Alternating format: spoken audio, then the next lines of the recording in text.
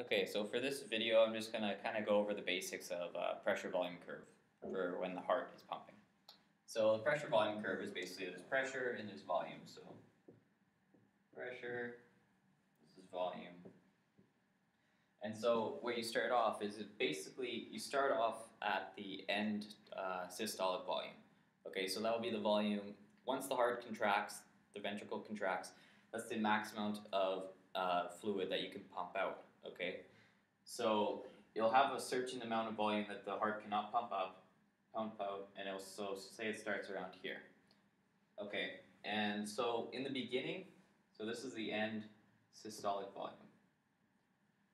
Okay, so in the beginning we have a diastole, so this is when the ventricle is relaxed, so there's not really any pressure in the ventricle, so that's why it's so low on the graph. And you'll see that it'll rise, it'll slowly start to fill up, right? It's in the relaxation phase. And then towards the end of the preload, basically as the ventricle starts to get stretched, it will start to resist a bit, so you see a slight increase in pressure towards the end.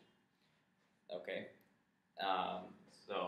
and once it's completely filled up, that is the end diastolic volume.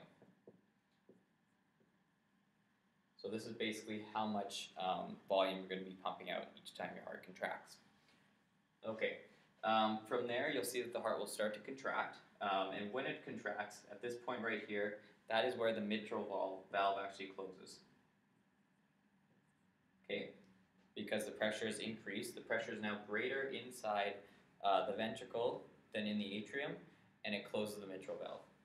So you'll see that in the beginning, as the heart, so the contractility of the heart is increasing, and so the elastance of the heart is also increasing.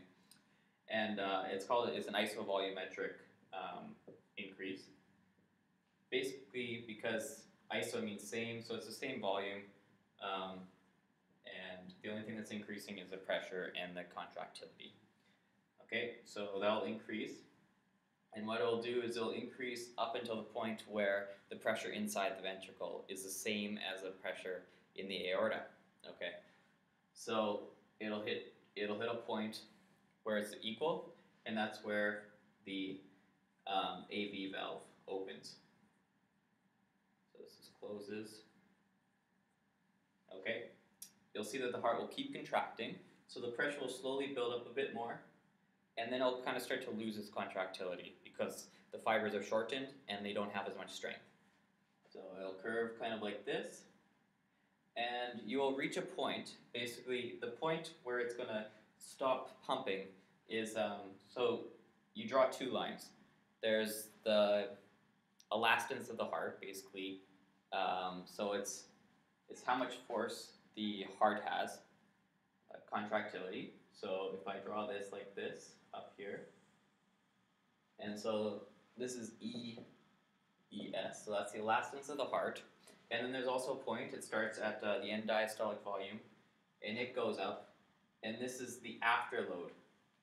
Okay, so basically it crosses at a pressure, so this pressure right here is the pressure where the heart, so as the heart slowly starts to decrease in strength, there's also a buildup in pressure, so the pressure in the aorta slowly builds up at a relative rate, and there'll be a point where it crosses where the heart can't pump anymore.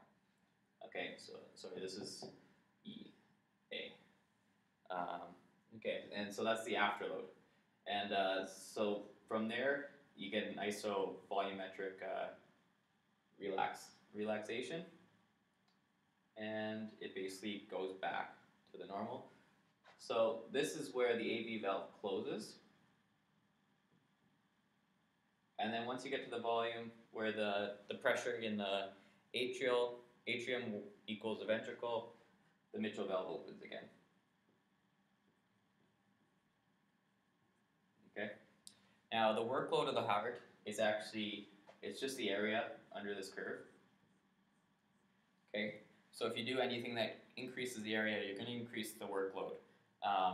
So things that can increase the workload is if you increase the afterload, basically what happens is if there's an increase in like blood pressure or anything, the heart will have to work a little bit harder to get up to that curve, and then that actually increases the workload as well. And it'll actually increase or decrease the efficiency of the heart. So you can change these the slopes of these curves basically.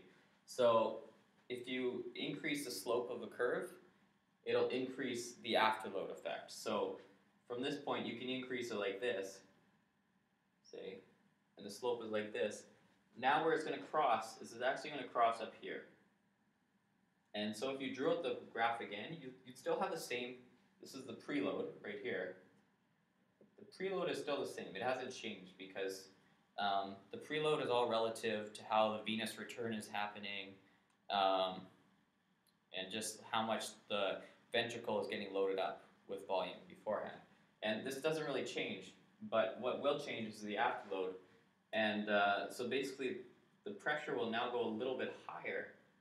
Okay, I'll have to work a little bit harder to open up the valve again, but you'll see that it'll curve and it'll stop at a shorter point. Okay, so less volume is actually pumped out, and so this is a less efficient heart. Okay, and you can see there's a little bit extra workload up here that has to be done to fill it up. Okay, you can also increase the contractility of the heart. So if you increase the contractility, say if you give the heart epinephrine during heart failure, what that will do is that will increase the slope like this.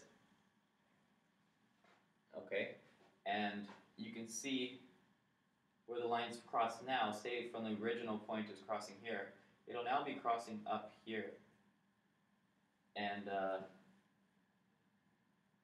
so for that one, what would happen is the contractility actually, your heart can have more pressure and it can go, and you can see that you've increased it like that. Okay. So what happens is the heart ends up stop pumping, and it ends up getting a higher pressure inside the aorta. It stops at a higher pressure. Just because the heart has more contractility, it can create more pressure at the very end. The last thing, you can get shifts. This graph is getting pretty crazy right now.